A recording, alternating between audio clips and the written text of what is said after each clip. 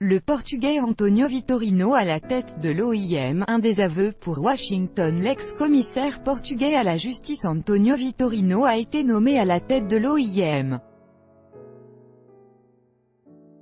IOM, coup de tonnerre à l'agence de l'ONU pour les migrations qui se choisissait aujourd'hui son nouveau directeur. Pour la première fois depuis les années 60, l'agence ne sera pas dirigée par un Américain mais par un Portugais. Le candidat de l'administration Trump, Ken Isaacs, n'a pas recueilli le nombre de voix nécessaires.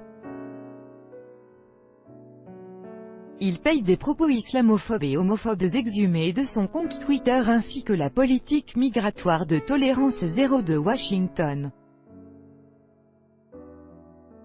Avec notre correspondante à New York, Marie Bourreau, c'est un Européen, l'ex-commissaire portugais à la justice António Vitorino, qui aura pour tâche de défendre le rôle positif que représentent les migrations dans le monde.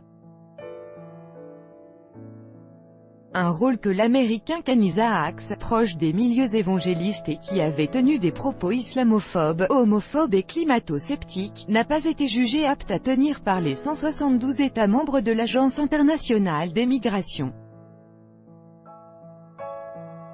Choisi par Donald Trump lui-même pour représenter les États-Unis à ce poste que les Américains occupaient depuis plus de 6 décennies, son échec est symbolique. C'est un désaveu d'abord pour l'administration Trump qui s'est illustrée ces dernières semaines par une politique migratoire qualifiée par certains États membres d'inhumaine en séparant les enfants migrants de leurs parents.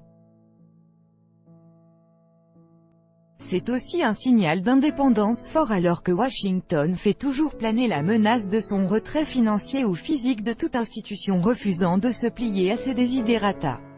C'est enfin la prise de conscience que la direction de l'OIM représente un enjeu stratégique alors que l'Europe est emportée elle aussi sous la pression des gouvernements populistes, dans une tempête politique pour mieux gérer la question migratoire.